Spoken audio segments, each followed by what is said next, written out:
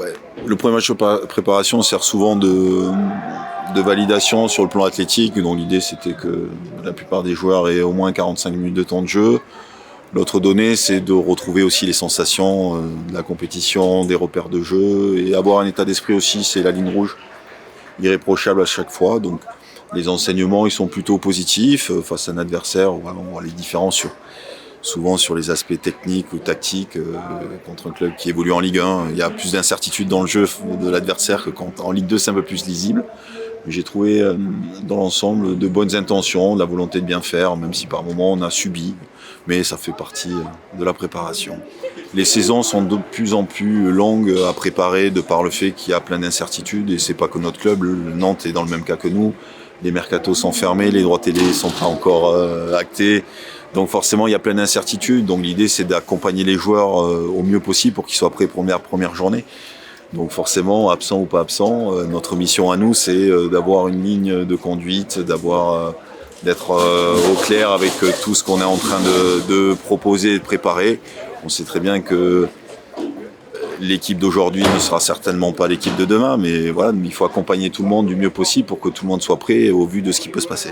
Aujourd'hui, il faudra envoyer un peu plus de maturité sur cette équipe. On ne peut pas faire uniquement qu'avec des jeunes joueurs précoces. Voilà, ça devient compliqué, mais au moins ils découvrent, ils voient, ils apprennent. Ils comprennent qu'un mauvais placement, ça peut avoir une conséquence dramatique au haut niveau.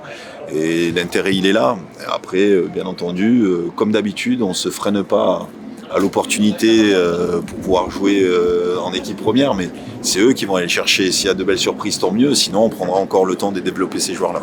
On prendra les meilleures dispositions et les meilleures décisions. Moi, bien entendu, sur le plan sportif, j'aimerais garder les meilleurs joueurs. C'est bien normal, mais il faut comprendre qu'il y a un enjeu économique. Et l'enjeu économique, il est que le club a certainement besoin de finances. Donc après, je ne suis pas maître à bord sur les finances, je suis maître à bord sur le sportif. Donc, mais j'entends les enjeux et c'est bien normal. Il ne faut pas oublier qu'il y a peu de temps, on est passé proche de la correctionnelle financièrement parlant, qu'on aurait pu descendre en Ligue 2 aussi, qu'on a subi un plan social. Donc tout ça, il faut le prendre en compte. Notre club est en vie, avance, progresse. Donc il faudra faire avec les moyens du moment. Et les moyens du moment, il ne faut pas qu'on cherche d'excuses sur la capacité de l'équipe à performer. Pour les gardiens, tu as remis les compteurs à zéro entre Anthony et Yanis. Qu'est-ce qui peut faire la différence dans cette préparation? Qu'est-ce que tu recherches comme gardien numéro 1, comme profil entre les deux? Le profil recherché, il est que déjà, j'aime bien instaurer une concurrence saine. Voilà, les deux personnes concernées sont au courant. Maintenant, on prendra une décision à partir du moment où ce que j'estime avec le staff le plus à même de débuter et d'être performant. Maintenant, c'est un poste particulier, c'est un poste difficile. Et il faut comprendre qu'il est important aussi d'établir une hiérarchie. Évidemment, il y aura une hiérarchie d'établie. Aujourd'hui, alors on se parle, la hiérarchie n'est pas encore déterminée, mais c'est eux qui vont aller chercher aussi les choses. Et je trouve que ces deux gardiens-là sont en train de aussi passer des paliers et comprendre que on ne peut plus, on est à même d'attendre aussi de la concurrence à ce poste-là. En tout cas, c'est ma volonté, mais ça ne veut pas dire que la hiérarchie,